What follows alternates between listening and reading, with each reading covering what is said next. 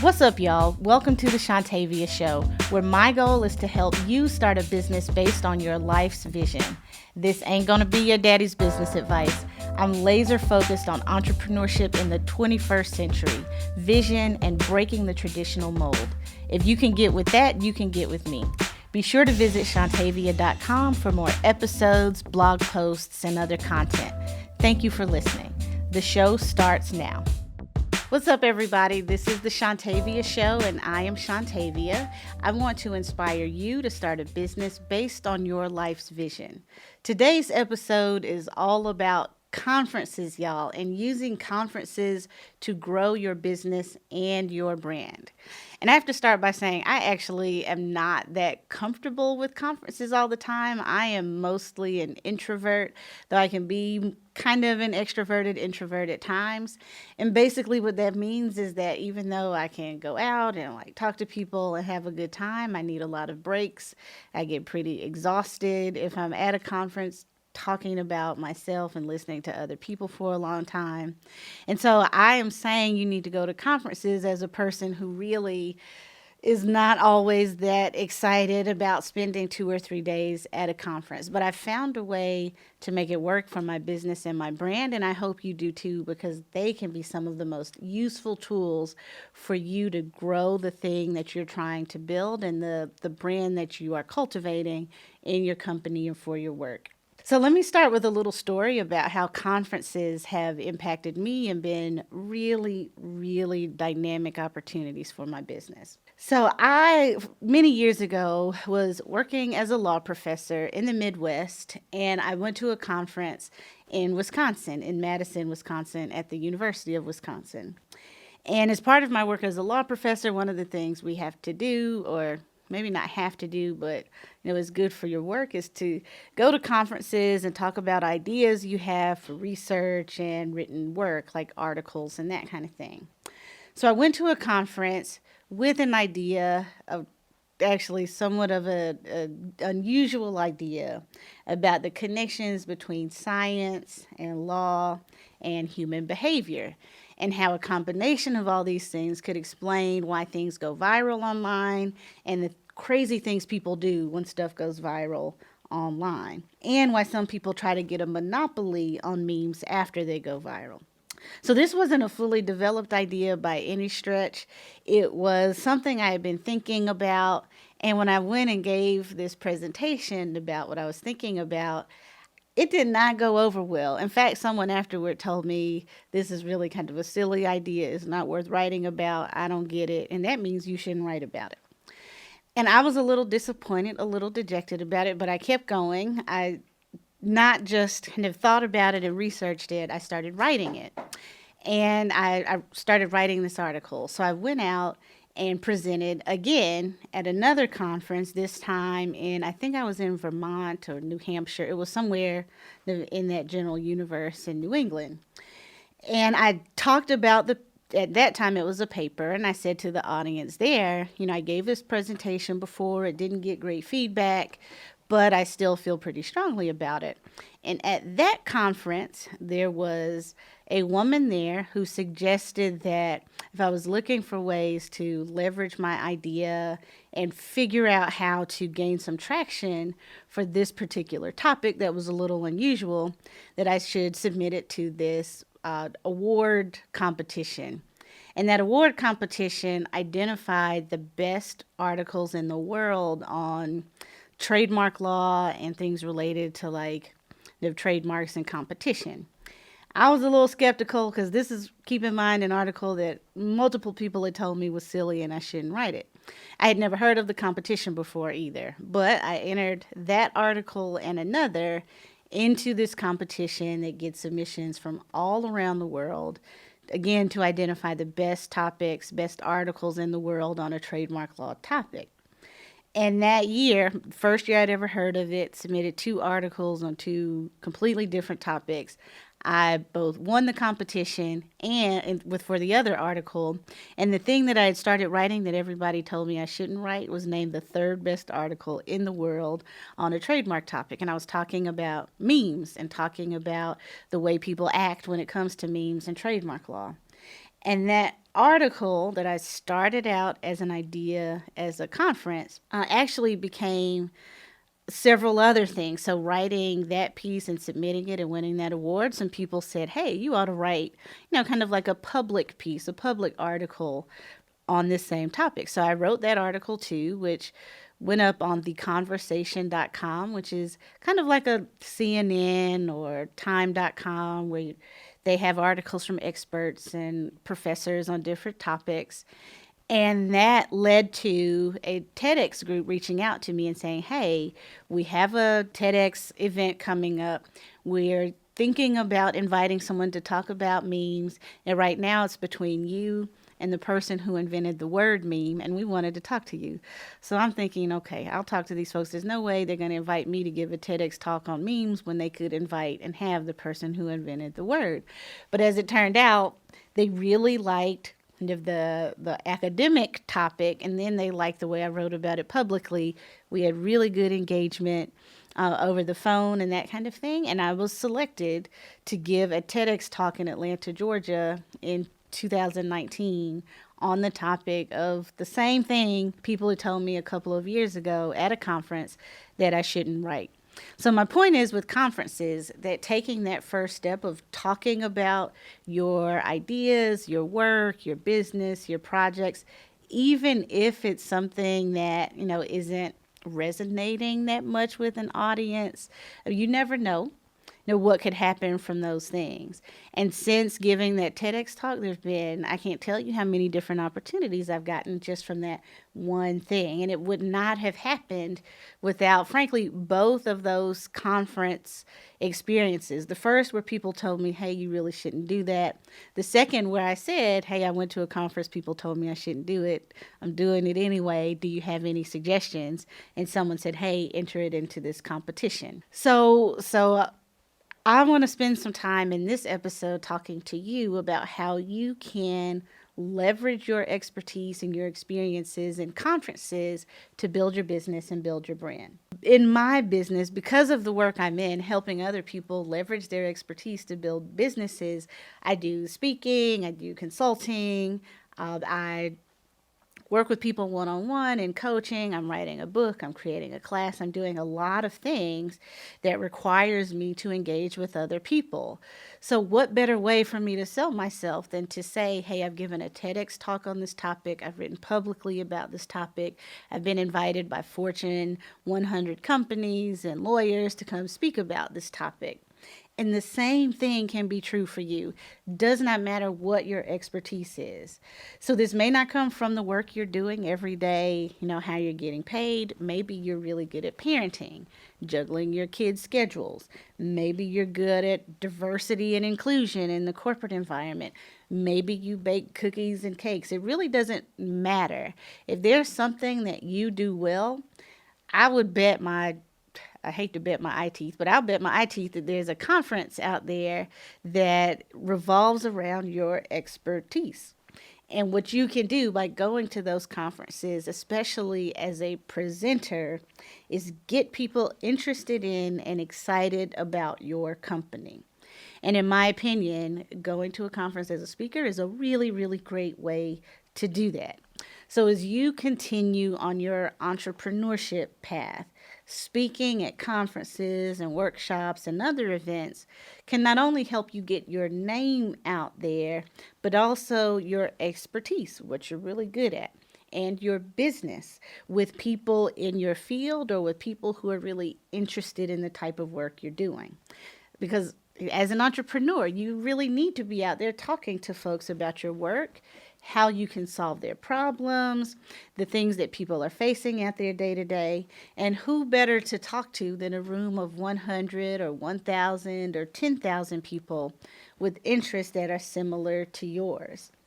I have a colleague who says to me many times that the real benefit for her at the conference, in addition to being there as a speaker, is what happens off the stage, where you can talk to people one-on-one, where you really begin to build relationships with like-minded folks.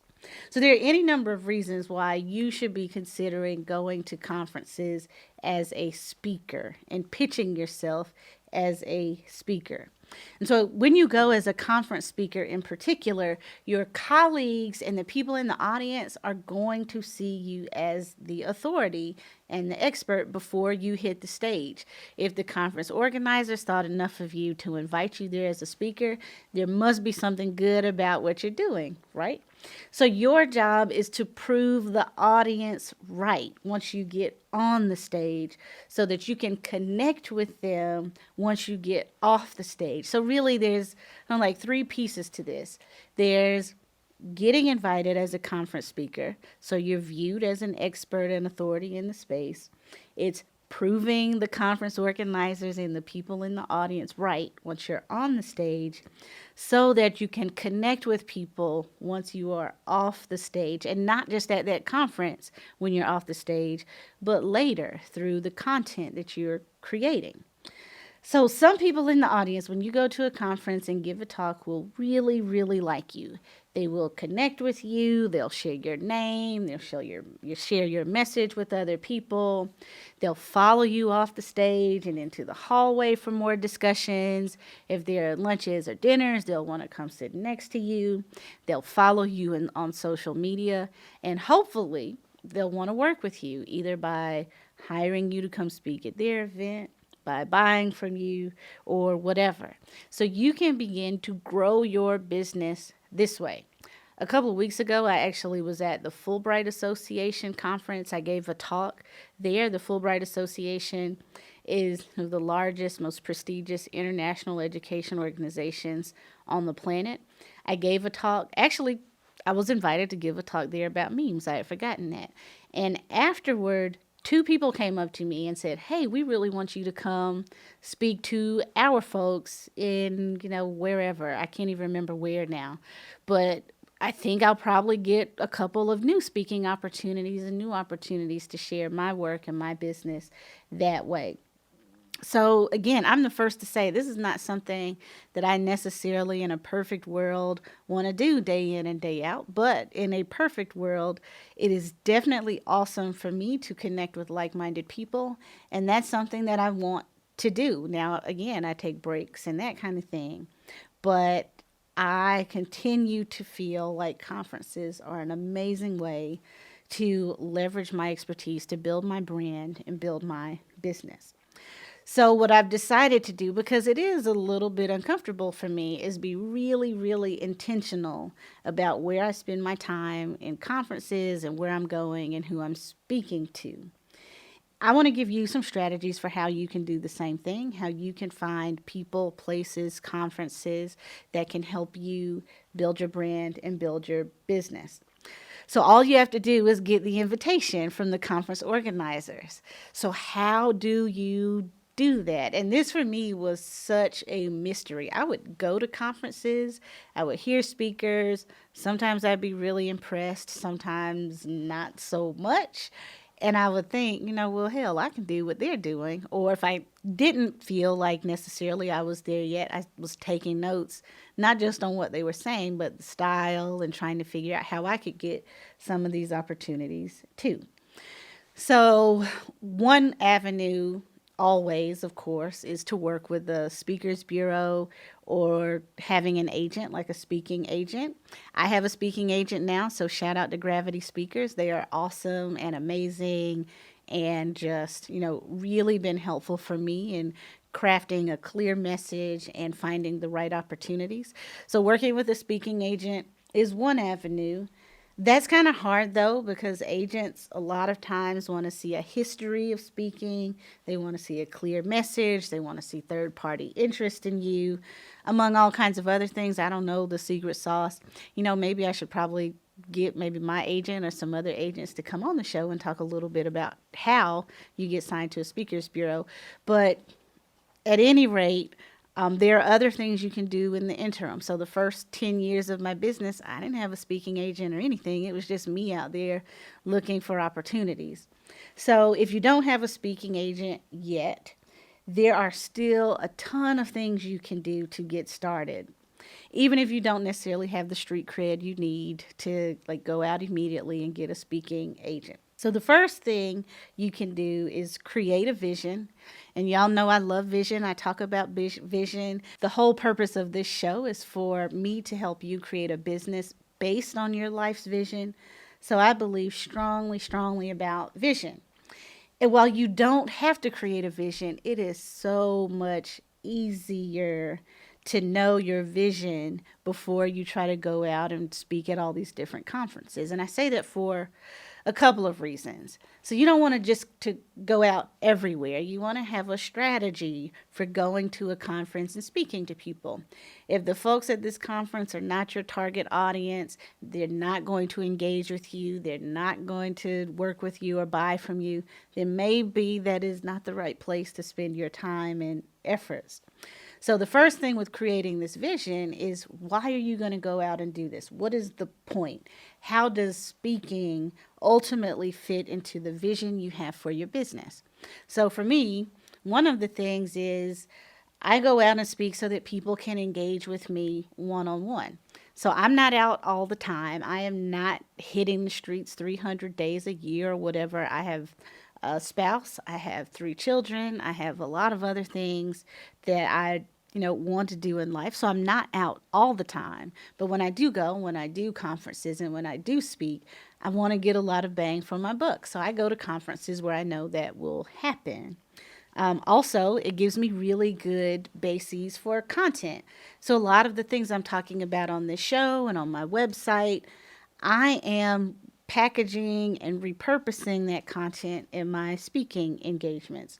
Also, I really, really want to help people.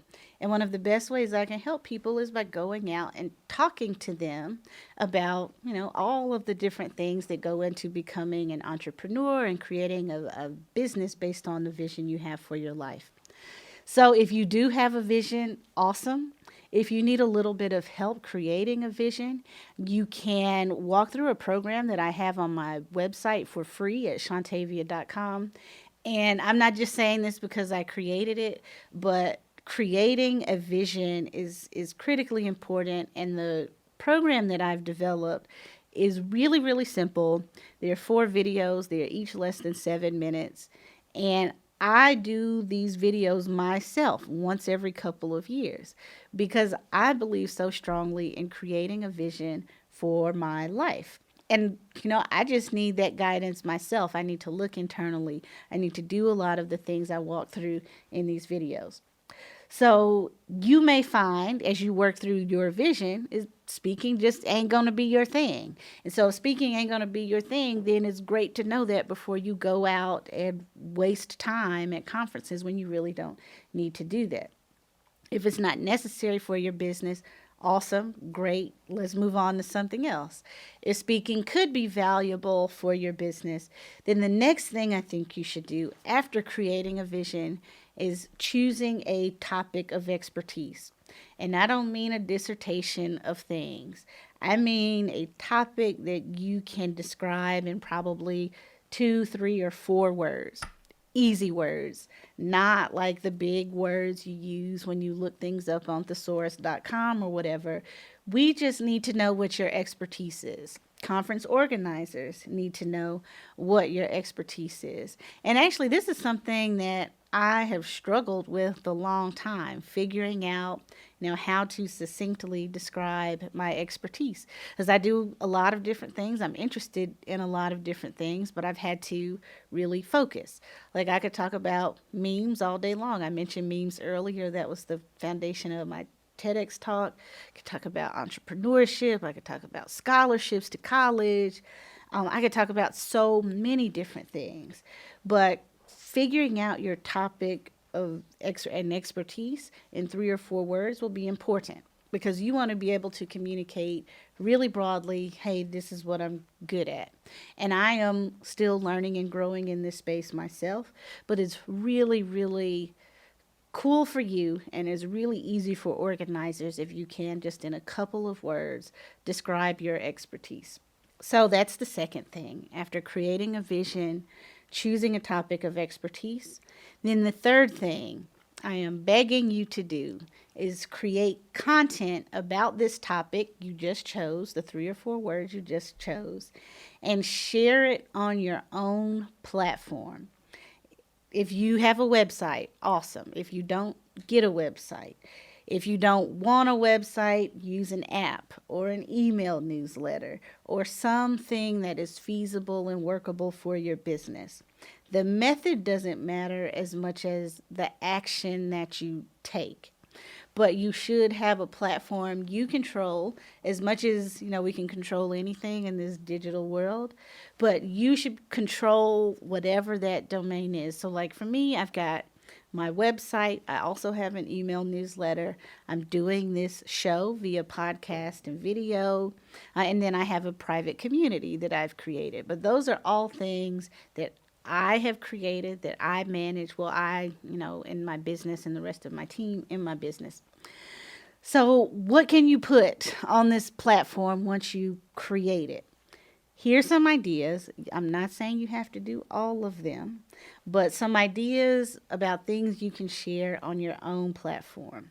So blog posts, podcasts, I just mentioned, newsletters, I mentioned those things that I do, artwork, photography, if that is your jam, videos, if that's what you do, audio programs, ebooks, other books, instructional guides, pamphlets, webinars, reviews of other people's content.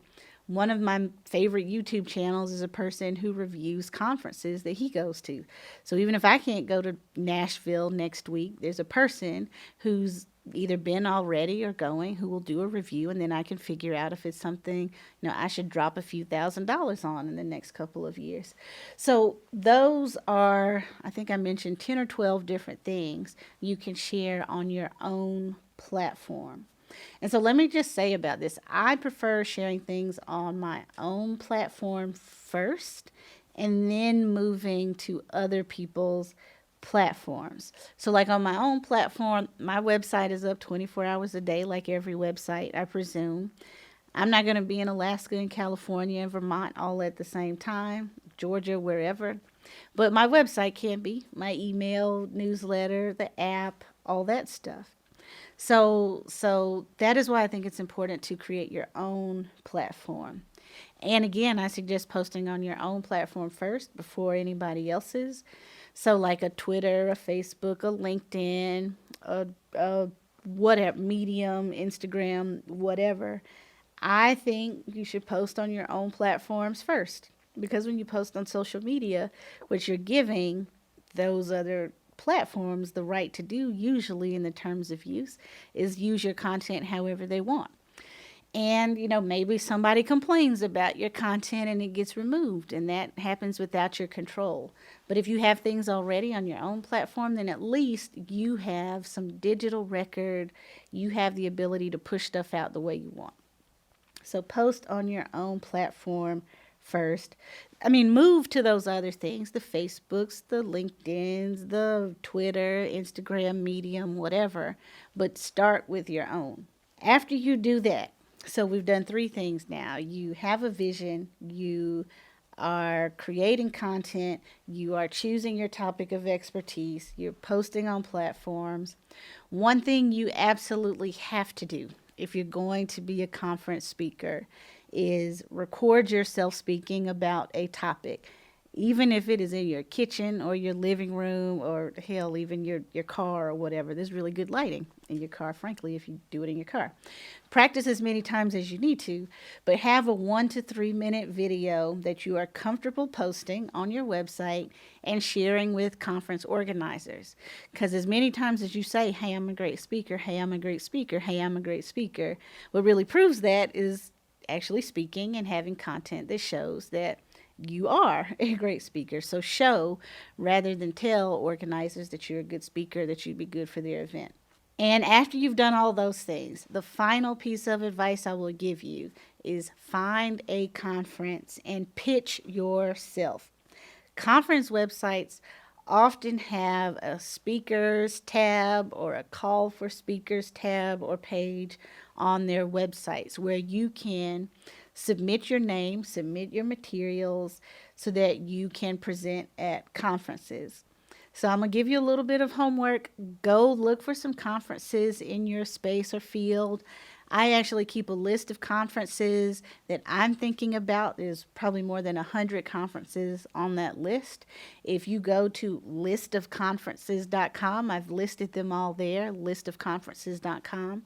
Look for some conferences that you can pitch yourself at and actually do it. Make that pitch. Have the video, like I mentioned, a 1 to 3 minute video of yourself. If you haven't been anywhere speaking and recording yourself, record yourself in your living room or at your kitchen table, talking about your specific topic and expertise. So please, please, please do those things. And if they're not ready yet, so if the conference is, if it's November and the conference is in August of next year, maybe they're not accepting a call for speakers right now, but put the deadline, or when you think the deadline might be, which is, it might be 3, 4, 5 months in advance, put it on your calendar, set a reminder. So 6 months from now, or whatever, it'll remind you to go back and look at that call for speakers on that website. Once you do these things, you will be well on your way to establishing yourself and your expertise at the next amazing conference in your field. And I hope you do this. And I should say too, so once you pitch yourself, when you get to the point of pitching yourself, follow up with people. Don't let that just be the last thing. Sometimes you get more of a look if you reach out and get a real person than if you send through the automated, call for speakers pitch site where, maybe there are 2,000 other people who are doing the same thing. But please do these things, because you will be shocked perhaps at how many opportunities you can get just by putting yourself out there and pitching yourself as a speaker. So if you have other questions about this, other questions about conferences, about whether, they would be helpful for your specific business, how you go about creating content that leverages your expertise to show you'll be a good speaker, let me know. If you'd like to have more discussion with me and more discussion with other entrepreneurs, head over to Shontavia.com and leave a comment about this episode. You can also read more. You can find more resources there. Thanks. Thank you so much for listening to this episode of the Shontavia Show. If you enjoyed this episode, please be sure to like, subscribe, and leave a comment wherever you're listening. You can find me on social media everywhere, Facebook, Instagram, Twitter, LinkedIn, and wherever else at Shontavia JESQ. You can also visit me at Shontavia.com to find a transcript of this episode, along with other show notes. While you're there, please be sure to subscribe to my email newsletter. The information shared in this podcast and through my other platforms is designed to educate you about business and entrepreneurship, and I love to do this work. While I am a lawyer, though, the information I provide is not legal advice and does not create or constitute an attorney-client relationship. The Shontavia Show is a Leverage Incorporated original. The show is recorded on site in South Carolina and produced at Sit and Spin Studio in Greenville, South Carolina. Original music and sound design is by Matt Morgan and Daniel Gregory. Mixing and mastering is by Daniel Gregory. And the video is by GVL Media.